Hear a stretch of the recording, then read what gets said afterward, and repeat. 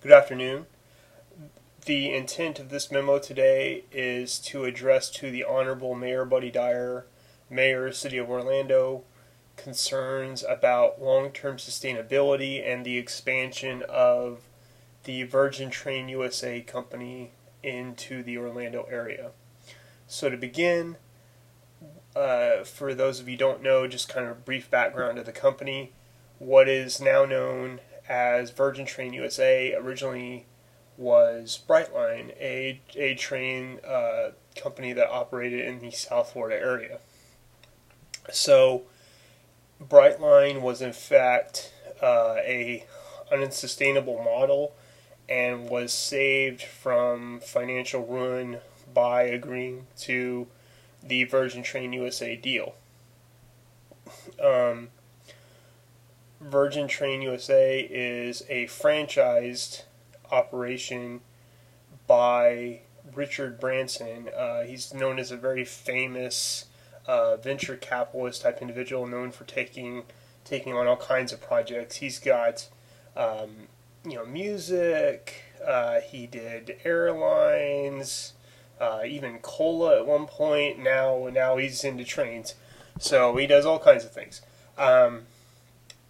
So we're being told in this deal that Branson will in fact be the, and he's being touted as, the one that will lead the way on the project and find a way to make this previously unworkable, train company workable and successful, and even, bigger than it was. But when you actually do the research and look into how it in fact will operate, Branson is effectively franchising the name out to a different group, an investment group known as Fortress Investment Group, that they will continue to run, they will continue to maintain control of all the working parts of what was Brightline, and that Branson will effectively be a minority shareholder in the company.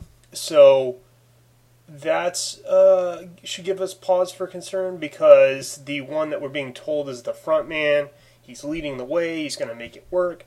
In fact, in reality, just a minority shareholder. He doesn't even have a majority stake in the company. He's just given this group the right to use his company's name on this project. Secondly, we have concerns about the ridership and revenue numbers that are being reported by the company currently in its South Florida operations.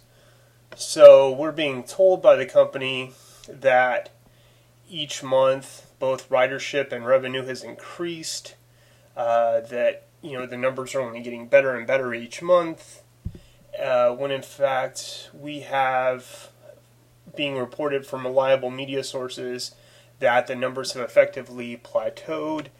They've almost stagnated. They've gone as high as they can go, and by numbers being actually self-reported by the company. So concerns about what are the actual numbers? Are they growing or are they not growing? So it's an important thing to know. And then the company is very, very eager to expand here into the Orlando area. We need to ask questions as to why. We have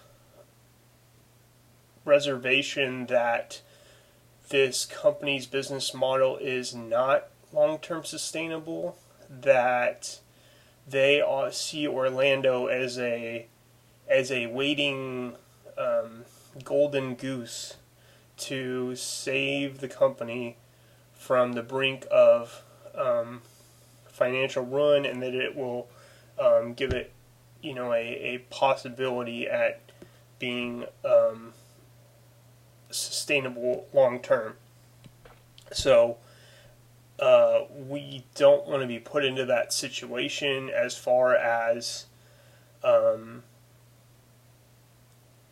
will Orlando be another partner city, along with others that have agreed, or will we be forced to take on added financial and fiscal responsibility by agreeing to be a partner city because they see us as the main partner that will keep them from continuing to have an operating model that doesn't work. So something that definitely needs to be answered by the company. Potential responses: we are not at all attempting to damage the name or reputation of the company. We are just saying, here's a few very serious questions that Virgin needs to answer that we need to know before we agree to a deal to further expansion into our area. The goal of the project is good. We are always in support of anything that boosts tourism into the Orlando area. We just have questions of, does this model work long term? And finally, we view this as the most serious question by agreeing to a deal with Virgin, is if our numbers are right, if the research is right, and this model is not long-term sustainable, and that the ridership and revenue numbers don't come through, and that the company is forced to close up shop, will we be forced into a situation to where we have to subsidize the rail line to keep it going, similar to Amtrak on a federal level? That could be a huge fiscal loss that could last for many years, that would plunge us into a loss-leading enterprise that it would be very difficult to get out of. So, again, just our intent here is to address concerns we have to the Honorable Mayor, and in conclusion, I want to thank you for giving me the opportunity to speak this evening, and I am here to answer any further questions that you might have. Thank you.